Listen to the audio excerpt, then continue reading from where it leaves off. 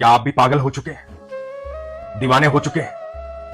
क्या आपको भी किसी ने बताया है श्री कृष्ण के बारे में? जब से सुना है उनके बारे में, बस उन्हीं के बारे में सोचते हो। आपका भी मन करता है वृंदावन जाने का? या आप भी कथाएं सुनते हैं और जब कृष्ण के बारे में सुनते हैं आपकी आंखों में अश्रु आ जाते हैं? आपका भी लगातार प्रेम बढ़ता जा रहा है, विश्वास बढ़ता जा रहा है, विरह बढ़ता जा रहा है। कभी कृष्ण से मिले नहीं, कभी उसके बारे में जाना नहीं, सिर्फ सुना है और सुनकर रोने लगे उसके लिए, क्योंकि प्रेम है कृष्ण। ये प्रसंग जो आज आपको सुनाने जा रहा हूं, बड़े ध्यान से सुनिए, फिर आपको पता लगेगा कि आप किस स्थिति में हैं और इस स्थिति में आप क्यों ना हो। हरे कृष्ण दोस्तों, मैं हूं अनुज शर्मा। बहुत साल पहले की बात है। एक बार एक पंडित जी थे, मुल्तान में रहते थे, पंजाब में। तब हिंदुस्तान और पाकिस्तान एक ही होता था, मुगलों का साम्राज्य था। पंडित जी रहने आए उत्तर प्रदेश में एक किराए के मकान में। उसी किराए के मकान में ऊपर वाले हिस्से में एक मुस्लिम रहते थे। जो मुस्लिम थे वो राज दरबार में दरबारी थे। अब ये पंडित जी नीचे रहते थे। पंडित जी ठाकुर जी के अनन्य भक्त थे। सुबह सुबह उठते थे, नित्य गीत गोविंद गाते थे। जिस समय ये गीत गोविंद गाते थे उसी समय उस मुस्लिम को राज दरबार जाना होता था अपनी नौकरी पर। तो जैसे ही ये गीत गोविंद गाते, वो सीढ़ियों में रुक जाते, इन्हें सुनने लग जाते। कई दिन से पंडित जी देख रहे थे कि मेरी पूजा का समय होता है, इनको अपनी नौकरी पर जाना होता है, लेकिन जब भी मैं गीत गोविंद गा रहा होता हूं तो ये रुक जाते हैं, सुनने लग जाते हैं। एक दिन पंडित जी से रहा नहीं गया। पंडित जी ने उनसे पूछा कि सरकार, एक बात बताइए, जो पद मैं गाता हूं क्या आपकी समझ में आते हैं? आप बड़े ध्यान से सुनते हैं। तो उस मुगल दरबारी ने कहा, मुझे समझ में तो कुछ नहीं आता है, पर आनंद बहुत आता है। मुझे नहीं पता आप क्या बोलते हो, लेकिन मेरा मन करता है कि आपको सुनता रहूं। मैं स्थिर हो जाता हूं, मेरा यहां रुकने का मन करता है, इसे सुनने का मन करता है। क्या आप मुझे बताएंगे कि आप क्या गाते हैं? तो पंडित जी ने कहा कि मैं गीत गोविंद गाता हूं, भगवान श्री कृष्ण की आराधना करता हूं। तो मुगल ने कहा कि बहुत अच्छा गाते हैं, बड़ा आनंद आता है।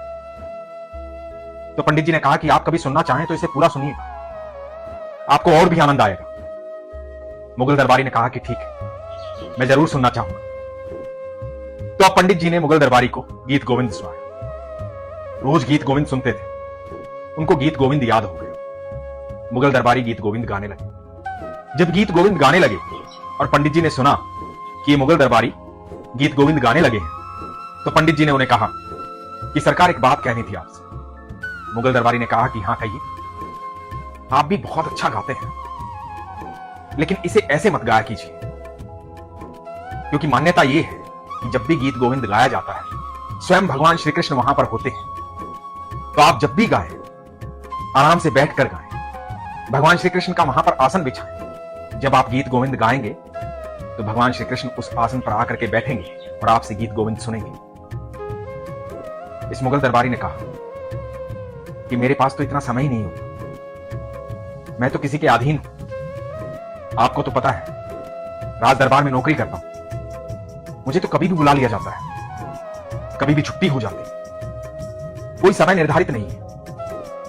तो पंडित जी ने कहा कि कोई बात नहीं, जब आप अपने सरकारी काम से निवृत्त हो जाएं, उसके बाद आराम से बैठें, आसन बिछाएं और गीत गोविंद गाएं, ठाकुर जी भी इसे सुनने आएंगे। तो मुगल दरबारी ने कहा कि कई बार तो ऐसा होता है कि मुझे कई रातें अपने घोड़े पर बितानी पड़ती है, कभी भी हुक्म हो जाता है, मुझे जाना पड़ता है कहीं दूर काम से। तो पंडित जी ने कहा कि कोई बात नहीं, आप एक छोटा सा आसन ले लें। जब आप घोड़े पर बैठते हैं तो घोड़ी की जिन पर आगे वो आसन बिछा दें और आराम से गीत गोविंद गाएं, भगवान वहां भी आसन ग्रहण कर लेंगे। तो मुगल दरबारी ने कहा कि ठीक है, मैं जरूर एक आसन ले लूंगा। अब जब भी वो मुगल दरबारी गीत गोविंद गाते, पहले भगवान का आसन बिछा, फिर गीत गोविंद गाते। गीत गोविंद गाते गाते वो भूल जाते वो कहां है, किस स्थिति में है, भगवान के ध्यान में डूब जाते, प्रेम में डूब जाते। एक दिन हुआ यूं कि वो राज दरबार गए हुए थे। अचानक से उनके अधिकारी ने कहा कि आपको अभी इसी वक्त जाना होगा, एक संदेश पहुंचाना है। पूरी रात की यात्रा थी, आसन उस दिन साथ लाए नहीं थे, आसन घर पर था। घोड़े पर बैठ लिए और चल पड़े, क्योंकि अधिकारी का आदेश था। मन ही मन याद कर रहे थे ठाकुर जी के उन पदों को, गीत गोविंद को। रात्रि का समय था, गीत गोविंद गाने लगे। अकेले घोड़े पर बैठे चलते जा रहे थे। आसन का तो ध्यान ही नहीं था। मन मन में गुनगुना रहे थे गीत गोविंद। गुनगुनाते गुनगुनाते रंग गए। जोर जोर से गाने लगे गीत गोविंद। और अचानक से उनको पीछे से घुंघरू की आवाज आई। थोड़े से घबराए, स्थिर हुए। फिर लगा कि नहीं, मन में वहम है। आगे बढ़ चले। पीछे मुड़कर देखा नहीं, गीत गोविंद गाते रहे। घोड़े को गति दी और घुंघरू की आवाज तेज होती चली गई। जब घुंघरू की आवाज तेज हो गई तो पीछे मुड़कर देखा। पीछे मुड़कर देखा तो घोड़े को थाम दिया। पीछे भागते चले आ रहे हैं मोर पंखधारी, पीतांबरीधारी, सूर्य के समान तेज लिए हुए। ऐसा लग रहा है जैसे सैकड़ों सूर्य एक साथ चमक रहे हैं। मोटी मोटी आंखों वाले, घुंघराले बालों वाले भगवान श्री कृष्ण। ऐसा रूप कभी देखा नहीं था, ऐसा सौंदर्य कभी देखा नहीं था। अनंत ब्रह्मांड में सबसे सुंदर हमारे ठाकुर जी। ये मुगल दरबारी घोड़े से नीचे उतर गए तो ठाकुर जी कहते हैं, अरे आपने घोड़ा क्यों रोक दिया? आपने गीत गोविंद गाना क्यों बंद कर दिया? आप गाइए, मुझे आनंद आ रहा था।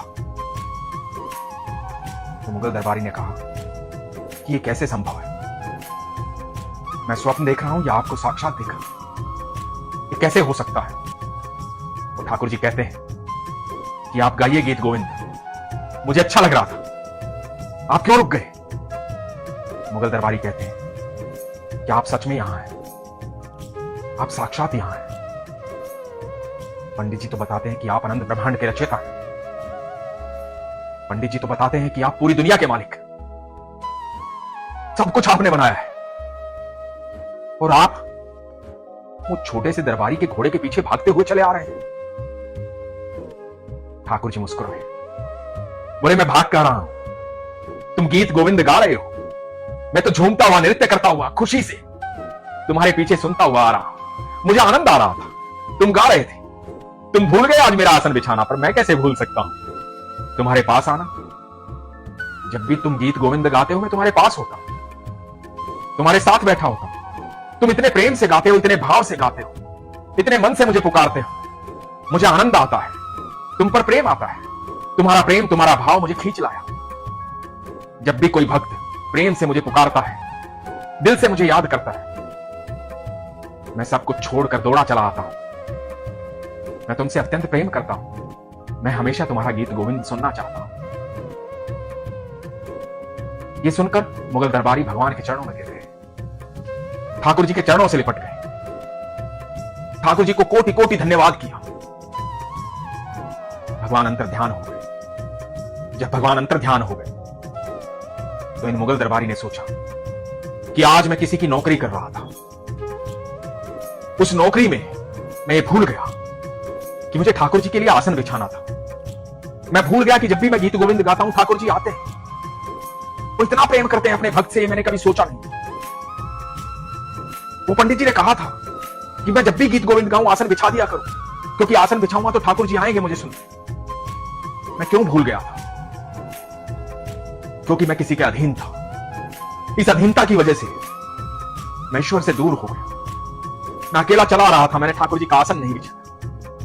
और मेरे ठाकुर जी, मेरे कन्हैया मेरे पीछे दौड़े दौड़े चले आए। मुझसे ये कहने चले आए कि मैं जब भी गाता हूं मुझे सुनते हैं। वो मुझसे इतना प्रेम करते हैं जितना प्रेम मैं उनसे नहीं करता। इतने प्रेमी ठाकुर, मैं उनका आसन ना बिछाऊं, ये कैसे हो सकता है? ऐसी अधीनता किस काम की? अगले ही दिन ये मुगल दरबारी गए और इन्होंने जाकर के अपनी नौकरी से त्याग पत्र दे दिया। आज पूरा विश्व इन मुगल दरबारी को मीर माधव के नाम से जानता है। मीर माधव जैसे भक्त विरले होते हैं। मैं सच कहता हूं, जब भी आप श्री कृष्ण की शरण में आते हैं तो हो सकता है आप स्वार्थ से आए, हो सकता है आप इसलिए आए कि आपका कोई कार्य सिद्ध हो जाए, हो सकता है कि आप इसलिए आए क्योंकि आपको ईश्वर से कुछ मांगना हो, कोई चाह हो, और किसी ने आपसे कहा हो कि जाओ एक बार श्री कृष्ण से मांग लो, वो दे देंगे। एक बार जाओ उनके मंदिर में, उनकी आराधना करो, आपकी इच्छा पूरी हो जाएगी। हो सकता है आप स्वार्थ से आए हो, लेकिन मेरा यह दावा है, एक बार जब आप श्री कृष्ण की शरण में आ जाते हैं तो आप दीवाने हो जाते हैं। आप भूल जाते हैं अपने स्वार्थ को, आप प्रेमी हो जाते हैं। सिर्फ उनका नाम मात्र सुनते हैं और आपकी आंखों में अश्रु आ जाते हैं। उनके बारे में कोई भी कथा करता है कोई भी आपको कुछ भी कहता है, आप भाव में बह जाते हैं। यही तो जादू है मेरे श्री कृष्ण का, क्योंकि श्री कृष्ण ही अनंत ब्रह्मांड के रचयिता है, क्योंकि ये वो तार है जो आपसे सदा सदा के लिए जुड़ा हुआ है। भगवान श्री कृष्ण के लिए कोई धर्म नहीं, कोई जाति नहीं है, क्योंकि श्री कृष्ण जगन्नाथ है, अनंत ब्रह्मांड के रचयिता है। सब कुछ उनका है, सारा ब्रह्मांड उनका है, सब जाति धर्म सब उनके हैं, सब इंसान सब जीव उनके हैं। वो किसी में भेदभाव नहीं करते, वो सबसे प्रेम करते हैं। जब भी आप ईश्वर का ध्यान करेंगे तभी ईश्वर अपनी अनुभूति करवा देंगे। और ईश्वर से प्रेम करने के लिए, उनकी अनुभूति करने के लिए, अपनी बात उन्हें कहने के लिए और उनकी बात सुनने के लिए किसी ज्ञान की आवश्यकता नहीं होती, सिर्फ ध्यान की आवश्यकता होती है, सिर्फ प्रेम की आवश्यकता होती है, सच्चे मन की आवश्यकता होती है, सहजता की आवश्यकता होती है, सरलता की आवश्यकता होती है। जो सच में श्री कृष्ण से प्यार करते हैं वो सिर्फ श्री कृष्ण से प्यार नहीं करते, वो हर जीव से प्रेम करते हैं। हर जीव उनके लिए एक समान है, क्योंकि हमारे अंदर श्री कृष्ण बसते हैं। और जो श्री कृष्ण से प्यार करता है वो निस्वार्थ हो जाता है, वो प्रेम में रहता है, भाव में रहता है, इसलिए उसकी आंखों में अश्रु आ जाते हैं, इसलिए उसके भीतर से प्रेम बरसता है, इसलिए वो हर जीव को एक समान देखता है। समभाव में रहिए और स्वीकार्य भाव में रहिए। हमेशा अपने विश्वास को मजबूत रखिए, अपना ख्याल रखिए। हरे कृष्ण।